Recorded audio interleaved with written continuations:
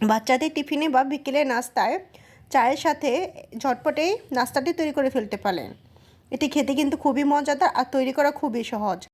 শুধুমাত্র একটি আলু আর 1 কাপ ময়দা দিয়ে বা আটা দিয়ে এই নাস্তাটি তৈরি হয়ে যায়, একদম ঝামেলা ছাড়া নাস্তা। তো কিভাবে তৈরি করলাম পুরো ভিডিওটি দেখে নিন। প্রথমে এখানে আমি নিয়েছি 1 কাপ পরিমাণ ময়দা, এখানে আটা দিলেও হবে। দিয়ে দিলাম কর্নফ্লাওয়ার 2 টেবিল চামচ পরিমাণ, একদম ভরে ভরে দিয়েছি আমি। হালকা করে নিয়েছি, একটু মিশিয়ে নিব। দিয়ে দেবো স্বাদ মতো লবণ, হাফ চামচের মতো জিরা, এই জিরাটা কিন্তু অবশ্যই দিতে হবে। খুব ভালোভাবে নিয়েছে, আবার এটা মিশিয়ে নিচ্ছি। শুকনো উপকরণগুলো মিশিয়ে নেওয়া হয়ে গেলে অল্প অল্প করে পানি দেখতে ডো তৈরি করে নিব।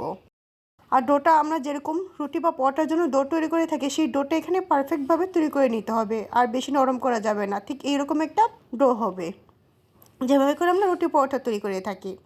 ঢাকনা দিয়ে ঢেকে রেখে দেবো ঠিক 30 মিনিটের জন্য। এইদিকে মশলাগুলো রেডি করে নিব। প্রথমে দিয়ে দিলাম হাফ চামচ মরিচের ফাঁকি, হাফ চামচ পরিমাণ হলুদের ফাঁকি, আর হাফ চামচ পরিমাণ সজের ফাঁকি, হাফ চামচ গরম মশলার গুঁড়া, হাফ চামচ পরিমাণ চাট মশলা, দিয়ে দিব স্বাদ মতো লবণ, আর হচ্ছে গিয়ে শুকনো মরিচের ফাঁকি। এখানে আমি শুকনো মরিচ ভেজে হাত দিয়ে ফাঁকি করে নিয়েছি। 1 চামচ পরিমাণ শুকনো মরিচের ফাঁকি দিয়েছি। 2টি আলু সিদ্ধ করে আমি ম্যাশ করে নিয়েছি। এখন এই ম্যাশ করা আলুর মধ্যে এই সবগুলো মশলা দিয়ে দিব। তারপর দিয়ে দিব পেঁয়াজ, এখানে আমি হাফ কাপের মতো পেঁয়াজ দিয়ে দিলাম। খুব ভালোভাবে হাত দিয়ে এটা মাখিয়ে মিশিয়ে নিতে হবে এই ম্যাশ করা আলুর সাথে। আবারও বলে দিচ্ছি, খুব ভালোভাবে কিন্তু এটা হাত দিয়ে মিশিয়ে নিতে হবে। মিশিয়ে নেওয়া হয়ে গেছে, এখন এটা এক সাইডে রেখে দিব। এরপর যে ডোটা রেস্টে রেখেছিলাম, সেই ডোটা আরও 2 থেকে 3 মিনিটের মতো হাত দিয়ে এটা খুব ভালোভাবে চটকে চটকে মতে নিতে হবে। এরপর এটা সমান ভাগে 2 ভাগে ভাগ করে নিব। এখন খুব বড় করে এই ডো দিয়ে 2টি রুটি তৈরি করে নিব আলাদা আলাদা করে। এই তো রুটি 2টি তৈরি হয়ে গিয়েছে। তো এখন এখান থেকে যে রুটিটা প্রথমে তৈরি করেছি, সেই রুটিটা চারপাশ দিয়ে একদম সমান করে 4 কোণা করে কেটে নিতে হবে। মানে 2টি রুটি একদম এক সাইজ করে 4 কোণা করে কেটে নিতে হবে চাকুর সাহায্যে। তো এটা কীভাবে কেটে নিচ্ছে আপনারা ভিডিওতে দেখে অবশ্যই বুঝতে পারছেন। একটি কেটে নেওয়া হয়ে গিয়েছে, এখন একইভাবে অপরটিও খুব ভালোভাবে কেটে নিব, একদম 4 কোণা করে আর এক সাইজ করে। এরপর যে পুরটা তৈরি করেছিলাম আলুর, সেই আলুর পুরটা এই সম্পূর্ণ রুটির চারপাশে দিয়ে দিতে হবে। মানে খুব ভালোভাবে চারপাশ দিয়ে ছড়িয়ে ছড়িয়ে এই রুটির উপর দিয়ে দিব। তারপর অপর আরেকটি 4 কোণা করে রুটি কেটে নিয়েছি, সেই রুটিটা এর উপরে দিয়ে খুব ভালোভাবে চারপাশ দিয়ে হাত দিয়ে এটা একদম আটকে দিতে হবে, যাতে আলুর পুরটা বের হয়ে না যায়।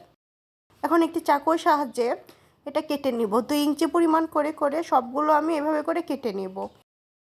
তো আপনার ভিডিওতে দেখতেই পাচ্ছেন এটা কিভাবে তৈরি করে নিচ্ছে। এটা তৈরি করা খুবই সহজ আর একদম ঝামেলা ছাড়া। আর একটি কথা, এই রুটির উপর আলুর পুরটা ভরার আগে কিন্তু আমি এই বোর্ডের মধ্যে অয়েল ব্রাশ করে নিয়েছি, যাতে এটা আটকে না যায় পুর ভরার পরে। এখন একটি কাঠির সাহায্যে ঢেউ ঢেউ করে ডিজাইন করে নিব। মানে কাঠিটা উপর নিচ করে করে ভরে ভরে নিতে হবে। এটা কিভাবে তৈরি করছে আপনার ভিডিওতে দেখে বুঝে নিন। কাঠিটা অনেক মোটা হয়ে গিয়েছে, তারপর আমি শর্টে কাঠি দিয়ে সবগুলো তৈরি করে নিয়েছি এক সাইজ করে। অনেকটি বাটিতে আরও নিয়ে নিলাম 1 কাপের মতো ময়দা। এখন এর মধ্যে অল্প একটু পানি দিয়ে একটা বেটার তৈরি করে নিয়েছি, একটু ঘন করে বেটারটা তৈরি করে নিতে হবে। এখন এই স্টিক সমোসাটা খুব ভালোভাবে এই বেটারের মধ্যে মিশিয়ে তেলে ভেজে নিতে হবে। এখানে তেলের পরিমাণটা কম দিলেও হবে, অল্প তেলে এটা ভাজা যাবে। তো আমি একটি একটি করে এই বেটারের মধ্যে চুবিয়ে নিচ্ছি। তারপর এই তেলের মধ্যে আমি উল্টে পাল্টে খুব ভালোভাবে এটা ভেজে নিব। আর অবশ্যই এটা ভাজার সময় চুলা আঁচ একদম কমিয়ে দিয়ে ভেজে নিতে হবে, তা না হলে দেখা যাবে যে এটা রুটির ভিতর অংশটা একদম কাঁচা রয়ে গেছে, খেতে ভালো লাগবে না। সবগুলো কিন্তু আমি একই নিয়মে ভেজে নিয়েছি। তো উপর দিয়ে আমি একটু টমেটো কেচাপ দিয়ে দিচ্ছি, যাতে এটা দেখতে সুন্দর লাগে আর খেতেও খুব মজা লাগে। আর এটা তৈরি করা যতটা সহজ, আর এটা খেতে কিন্তু দারুণ মজা। বাস অবশ্যই একবার ট্রাই করবেন। বিকেলে নাস্তা চায়ের সাথে তো এটা জমে যাবে। আর আগের দিন রাতে তৈরি করে পরের দিন সকালে বাচ্চাদের টিফিনেও আপনারা দিয়ে দিতে পারবেন, এতটাই সহজ।